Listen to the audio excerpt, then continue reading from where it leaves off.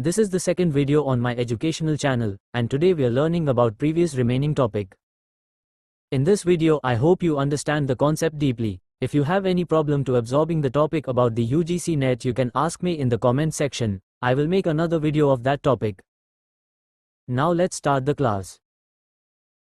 Now we are going to talk about the Bloom's taxonomy of educational learning objectives. Objectives of teaching. An instructional objective should be specific, outcome-based and measurable in nature. It describes an intended result of instruction rather than the process of instruction. There are two ways of classifying instructional objectives, i.e. first is given by Bloom while another classification is given by Gann and Briggs. Let us discuss both the classifications in detail. Bloom's taxonomy. Bloom taxonomy, a new vision of teaching, was developed by the Benjamin Bloom in 1956. The Bloom's taxonomy is the set of three hierarchical models used to classify educational learning objectives into level of complexity and specificity. The three lists cover the learning objectives in cognitive, affective and psychomotor domains. The first one is the cognitive domain. The cognitive domain is a knowledge-based domain. It is broken into following 6 levels of objectives. Let's talk about these levels. 1. Knowledge. It involves recognizing or remembering facts, terms, basic concepts, or answers without necessarily understanding what they mean. 2. Comprehension. It involves demonstrating understanding of facts and ideas by organizing, comparing, translating, interpreting, giving descriptions and stating the main ideas. 3. Application. It involves using acquired knowledge applying facts, techniques and rules. 4. Analysis. It involves examining and breaking information into component parts, and determining how these parts relate to one another and finding evidences to support generalizations. 5. Synthesis. It involves building a structure or pattern from diverse elements. 6. Evaluation. It involves presenting and defending opinions, by making judgments about information, the validity, or quality of work based on a set of criteria. The cognitive domain deals with mental skills and the acquisition of knowledge. It focuses on how learners process information, develop intellectual skills, and gain understanding. Next domain is The. 2. The affective domain. The affective domain is emotion-based and relates to attitudes, feelings, values, and emotions. It progresses from the most basic level, awareness, to the highest level, internalization of values.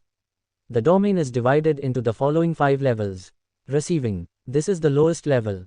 It refers to the student's willingness to hear and be aware.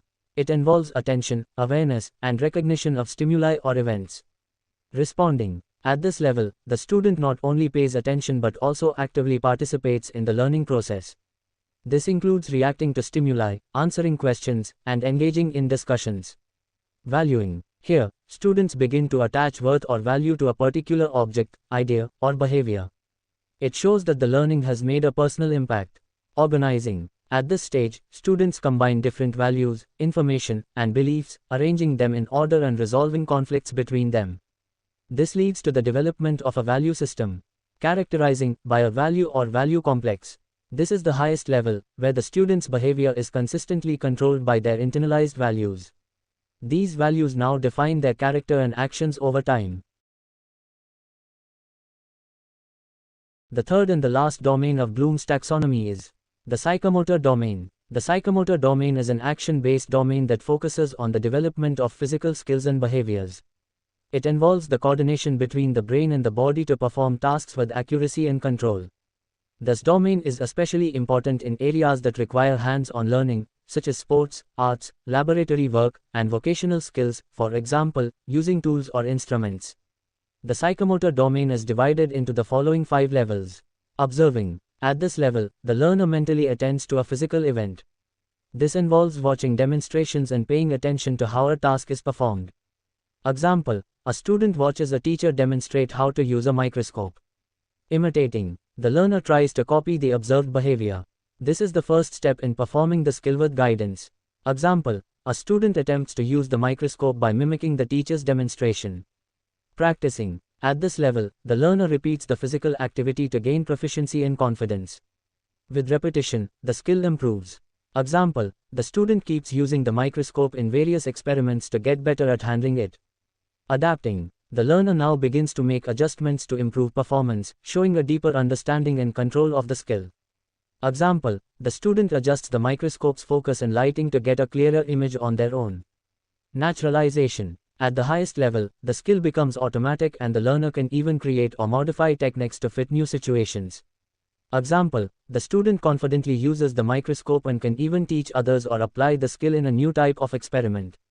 Conclusion. Thus, learning happens through three main domains: cognitive domain, knowledge and mental skills; affective domain, attitudes and emotions; psychomotor domain, physical actions and motor skills.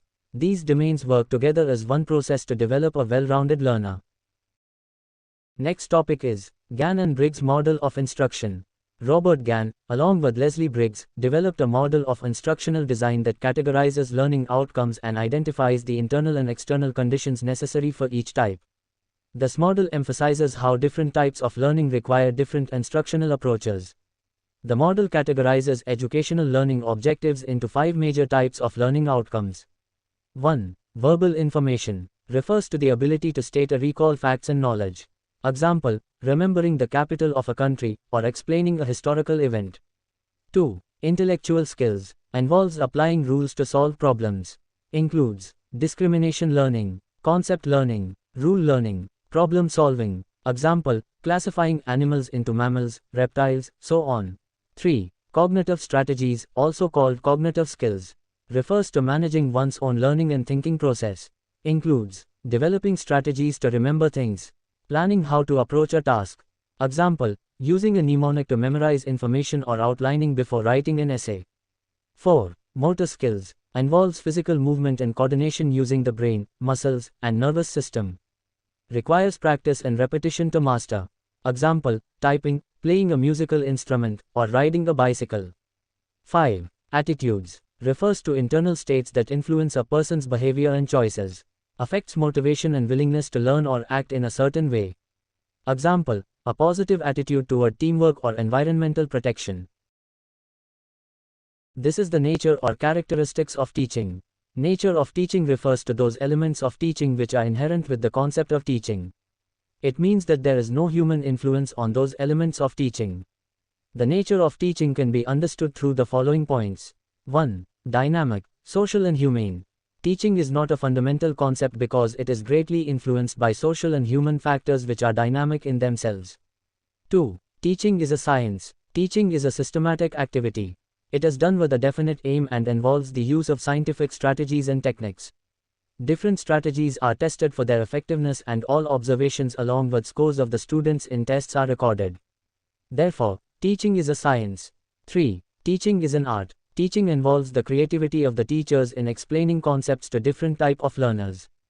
Teachers need to form strategies, adjust to various situations and understand the personality of each student. Therefore, teaching can also be considered as an art. 4. Diverse application. In application, teaching is of diverse nature. It may have various forms as formal, informal, directional, instructional, formational, training, conditioning, indoctrination, talking, showing, doing, remedial, etc. 5. A system of actions. Teaching is a system of actions varied in form and related with content and pupil behavior under the prevailing physical and social conditions. 6. A professional activity. Teaching is a professional activity involving teacher and student with a view to the development of students' personality. Professionalism helps teachers in being regular and making harmony with their students along with achievement of goals. 7. An interactive process. Teaching is highly dominated by the communication skill. Teaching is an interactive process carried with purpose and objectives. 8. Subjected to analysis and assessment.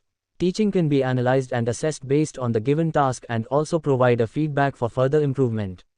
9. A specialized task. Teaching is a specialized task and may be taken as a set of skills for realization of certain objectives. 10. A collection of various modes. Teaching is a collection of various modes of itself.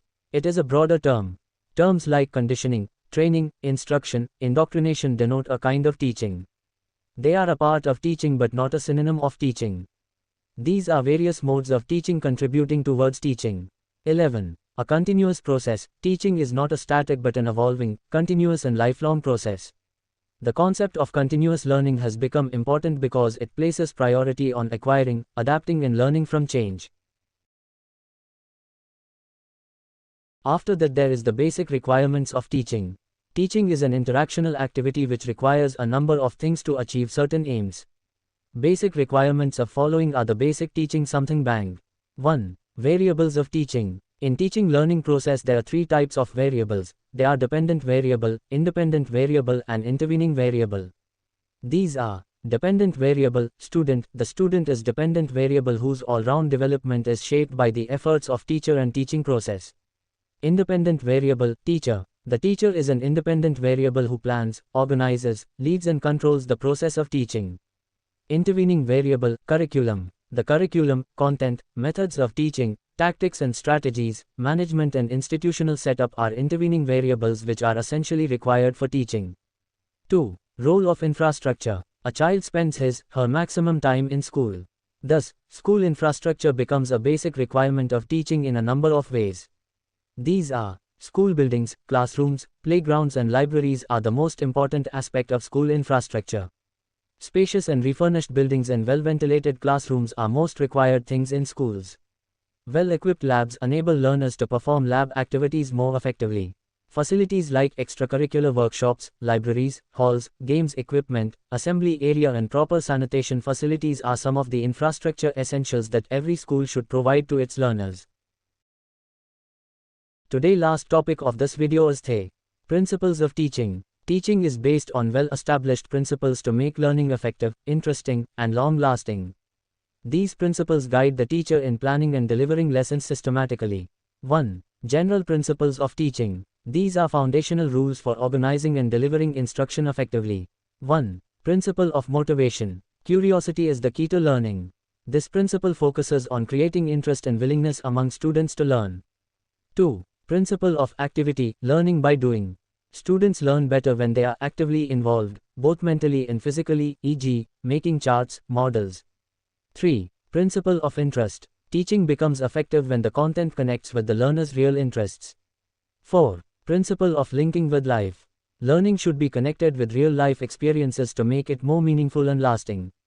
5. Principle of definite aim. Every lesson must have a clear objective, helping both teacher and students to stay focused. 6. Principle of recognizing individual differences. Each student is unique. Teaching should address diverse needs, abilities, and backgrounds. 7. Principle of selection. The content chosen should be relevant, current, and appropriate for learners' needs. 8. Principle of planning. Teaching must be systematic and time-bound, with clear plans for using resources effectively.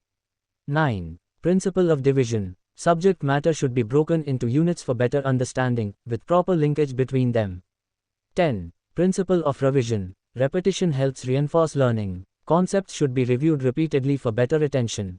11. Principle of creation and recreation. Classrooms should be creative and enjoyable, promoting both learning and fun. 12. Principle of democratic dealing. Students should be involved in decision-making, fostering confidence and a sense of responsibility. 2. Psychological principles of teaching. These principles focus on the mental and emotional needs of learners. 1. Principle of motivation and interest. Motivation should be based on understanding students' needs, desires, and personalities. 2. Principle of recreation. Breaks and fun activities are essential to avoid fatigue and refresh the mind. 3. Principle of repetition and exercise. Especially useful for young children, repeated practice strengthens learning. 4. Principle of creativity and self-expression. Encouraging students to express themselves improves learning in maths, art, language, etc. 5. Principle of reinforcement. Positive feedback, praise, rewards, helps reinforce desirable behavior and performance. 6. Principle of sympathy and cooperation. A supportive classroom environment helps students feel valued and motivated. 7. Principle of training the senses. Using multimedia and sensory activities ensures better understanding and memory.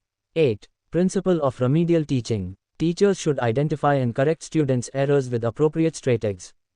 Thank you so much for watching this video. I hope you learned something valuable today. If you found this helpful, don't forget to like, share, and subscribe to the channel for more educational content. See you in the next video. Until then, keep learning and stay curious.